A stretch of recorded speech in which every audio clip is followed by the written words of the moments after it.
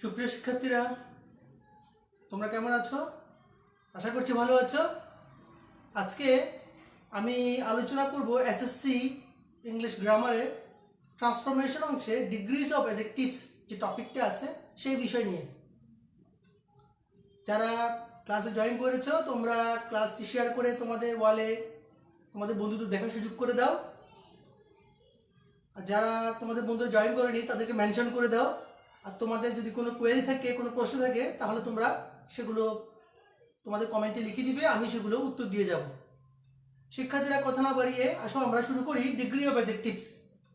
এটি ইংরেজি গ্রামারের একটি গুরুত্বপূর্ণ টপিক। ট্রান্সফরমেশন অংশে ডিগ্রি থেকে একটি এক্সাম্পল অবশ্যই আসে এসএসসি লেভেলে। তোমাদের এসএসসিতে যে 10টি ট্রান্সফরমেশন থাকে সেখানে একটি ট্রান্সফরমেশন তুমি ডিগ্রি থেকে পাবে। তো আমরা 3টি উদাহরণ লিখেছি বোর্ডে এবং 3টি উদাহরণ থেকে আমরা বিষয়টি বোঝার চেষ্টা করব। চলো বিষয়টি আমরা একটু জেনে নিই।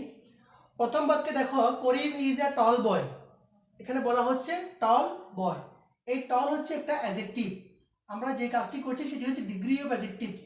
ডিগ্রি বলতে বোঝাচ্ছে মান এবং অ্যাডজেক্টিভস বলতে বোঝাচ্ছে বিশেষণ, অর্থাৎ বিশেষণের মানকে আমরা আলোচনা করছি এক্ষেত্রে। বিশেষণটা কোন মানের, কোন লেভেলের, সেটাই আমাদের আলোচ্য বিষয় এক্ষেত্রে। করিম ইজ এ টল বয়, এখানে বোঝাচ্ছে করিম একজন লম্বা বালক। টল বয়, এখানে করিমকে বিশেষিত করা হচ্ছে, মানে করিমটা কিরকম, টল বয়। দ্বিতীয় বাক্যে দেখো, করিম ইজ টলার দেন রহিম। করিমকে বলা হচ্ছে রহিমের তুলনায় টলার। তাহলে করিমকে রহিমের সাথে কি করা হয়েছে, তুলনা করা হয়েছে, অর্থাৎ কম্পেয়ার করা হয়েছে। এবং শেষ বাক্যটি দেখো, করিম ইজ দ্য টলেস্ট বয়। করিমকে বলা হচ্ছে এক্ষেত্রে টলেস্ট, অর্থাৎ সে সবচেয়ে লম্বা বালক। তাহলে 3টা বাক্যে টল যে অ্যাডজেক্টিভটা আছে, দেখো 3টা অ্যাডজেক্টিভ কিন্তু 3টা রূপে আছে, ভিন্ন রূপে আছে, যদিও 3টা অ্যাডজেক্টিভ। এই ক্ষেত্রে টল হচ্ছে পজিটিভ ডিগ্রি, এই ক্ষেত্রে টলটা হচ্ছে কম্পারেটিভ। কিভাবে কম্পেয়ার করলো, দেন রহিম, রহিমের সাথে তাকে কি করা হয়েছে, কম্পেয়ার করা হয়েছে। আর এক্ষেত্রে কি বলা হয়েছে, রহিম ইজ দ্য টলেস্ট, সে হচ্ছে সর্বোত্তম বালক, সর্বোত্তম বালক। তাহলে শিক্ষার্থীরা, তোমরা কি জানলে? তোমরা জানলে ডিগ্রি হচ্ছে 3 প্রকার, অর্থাৎ ডিগ্রিজ অফ অ্যাডজেক্টিভস 3 প্রকার। একটা হচ্ছে positive degree, this is positive degree, and the second sentence is comparative degree, and the third one is superlative degree. তাহলে আমাদের কাছে এই বিষয়টা ক্লিয়ার হলো। পজিটিভ বলতে বোঝায় কি, যখন কোনো সাবজেক্ট সম্পর্কে যে অ্যাডজেক্টিভ দ্বারা দোষ, গুণ, অবস্থা, পরিমাণ বোঝায়, শুধু একটা সাবজেক্ট সম্পর্কে, তাকে আমরা বলছি পজিটিভ ডিগ্রি। আর কম্পারেটিভ ডিগ্রি কাকে বলছি, যখন দেখব যে অ্যাডজেক্টিভটা দুটো সাবজেক্টের মধ্যে, অর্থাৎ দুইয়ের মধ্যে, দুইজন ব্যক্তি বা বস্তুর মধ্যে তুলনা বোঝায়, তাকে আমরা বলবো comparative degree.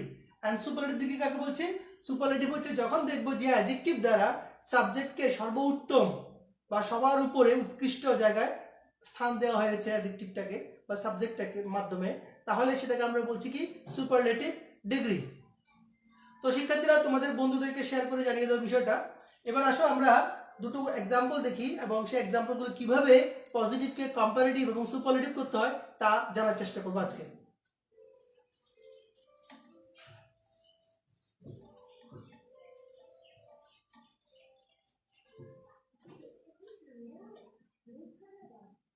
No other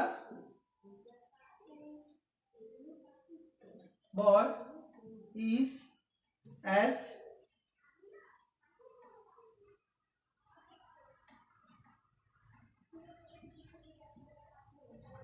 brilliant as he. শিক্ষার্থীরা, তোমরা দেখতে পাচ্ছ এখানে যে এক্সাম্পলটি দেওয়া হয়েছে, সেই এক্সাম্পলের শুরুতে আছে নো আদার এবং সেন্টেন্সটিতে রয়েছে অ্যাজ এবং অ্যাজ। অ্যাজ একটি স্ট্রাকচার রয়েছে। তো যদি সেন্টেন্সের শুরুতে নো আদার থাকে এবং সেটিতে যদি অ্যাজ থাকে, তাহলে সেটি হবে পজিটিভ ডিগ্রি।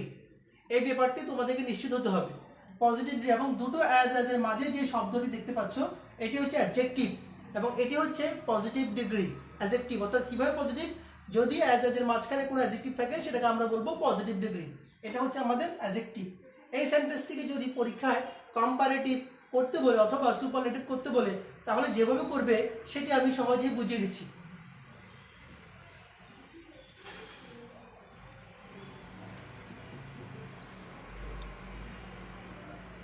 যদি আমরা এটাকে কম্পারেটিভ করি, তাহলে যে কাজটি সবার আগে করতে হবে সেটি হচ্ছে দ্বিতীয় অ্যাজ, প্রথম অ্যাজ, দ্বিতীয় অ্যাজ। দ্বিতীয় অ্যাজের পরে যা আছে তুমি সেটা দেখে দেখে লিখে দিবে।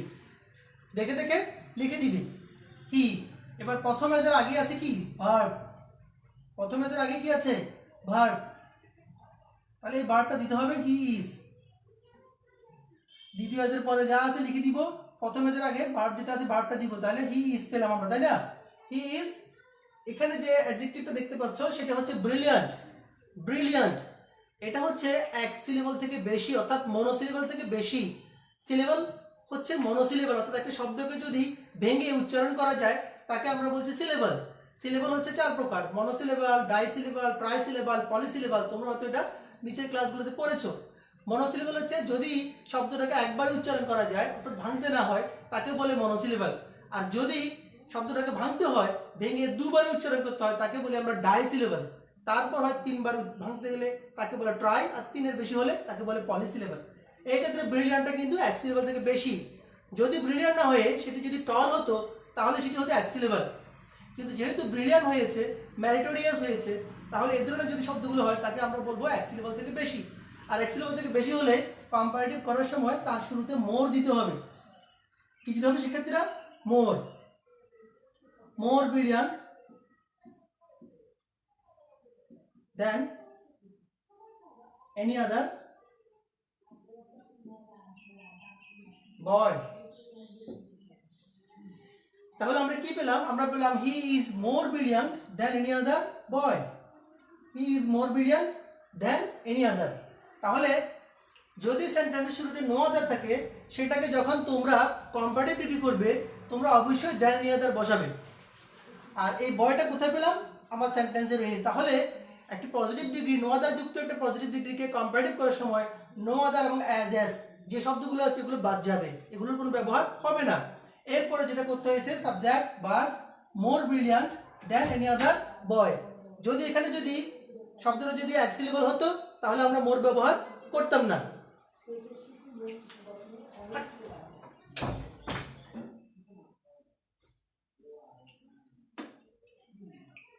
শিক্ষার্থীরা এবার আমরা আলোচনা করব superlative.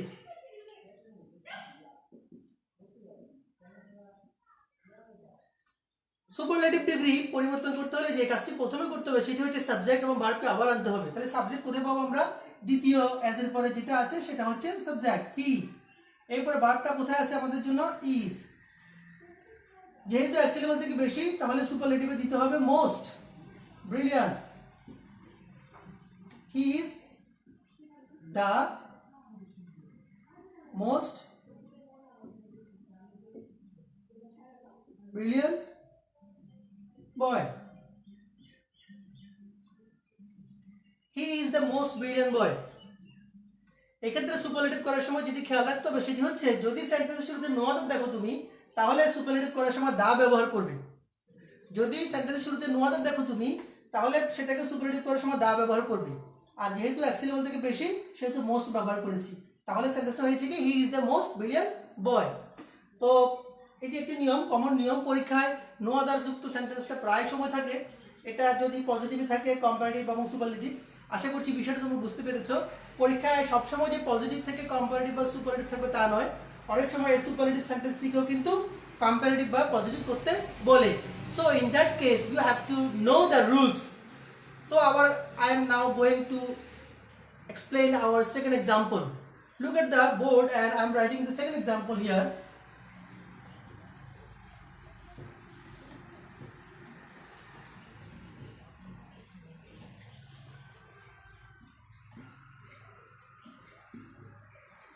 Very few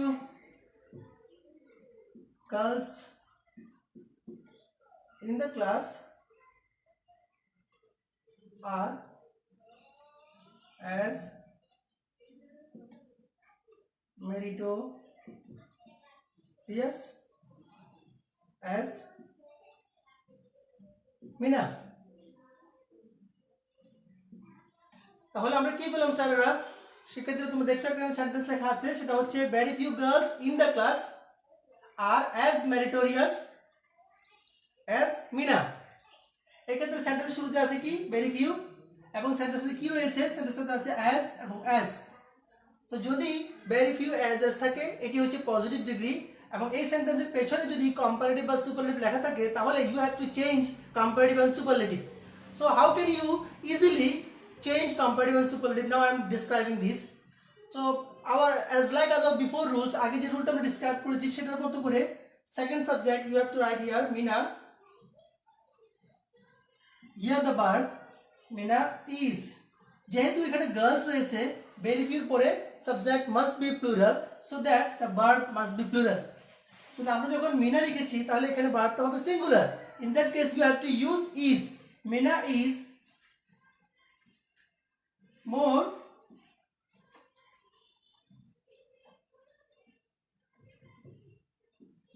meritorious than most other girls.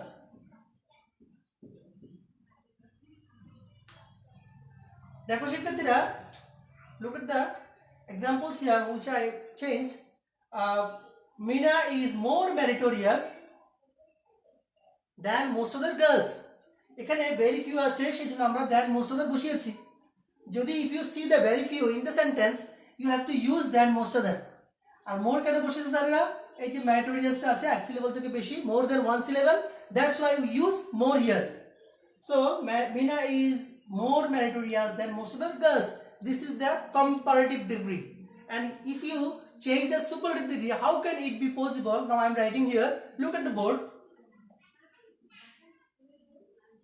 Meena is one of the most meritorious girls.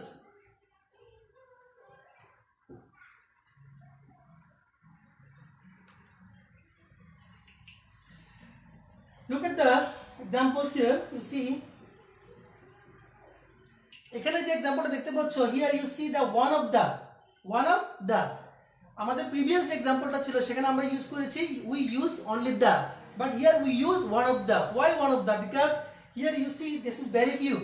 যদি very few দেখো, if you see very few in the sentence, then you have to use one of the. এবং যদি তোমরা তোমাদেরকে comparative একটা সেন্টেন্সকে বলে superlative করার জন্য, in that case যদি if you see than most other দেখা যায়, then you have to use one of the in the superlative form. যখন সুপারলেটিভ করবে তখন one of the ব্যবহার করবে।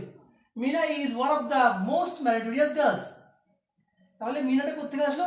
সেকেন্ড সাবজেক্টে নিয়ে আসলাম, is one of the most meritorious girls. তাহলে দুটো এক্সাম্পলের মধ্যে আমরা কি পেয়েছি? First example no other as as ছিল পজিটিভে, সেটাকে আমরা কম্পারেটিভ করার সময় ইউজ করেছি than any other, and superlative করার সময় ইউজ করেছি দা, অনলি দা। আর ভেরি ফিউ যে এক্সাম্পলটা দেখতে পাচ্ছ, ভেরি ফিউ এক্সাম্পলটা যখন আমরা লিখেছি সেটাতে আমরা ইউজ করেছি কম্পারেটিভ করার সময় দেন মোস্ট আদার, দেন মোস্ট ইউজ করেছি দেন মোস্ট আদার, অ্যান্ড সুপারলেটিভ করার সময় ইউজ করেছি ওয়ান অফ দ্য। তো আশা করছি শিক্ষার্থীরা ডিগ্রি পরিবর্তনের যে এক্সাম্পলগুলো আছে, দুটো এক্সাম্পল আমরা আজকে ডিসকাস করলাম, আরও দুটো এক্সাম্পল রয়েছে। This two examples I will describe in my next class. So degree পরিবর্তন নিয়ে, চেঞ্জ নিয়ে তোমাদের যদি কোনো কোয়েরি থাকে, you have to comment on the video clip and I will describe this. আশা করছি ভালো লাগবে তোমাদের ক্লাসগুলো, আমাদের ক্লাসগুলো দেখবে, দেন ভালো থাকবে, ঘরে থাকবে, পড়াশোনা করবে, আর সর্বোপরি তোমাদের জন্য শুভকামনা রইল। খোদা হাফেজ।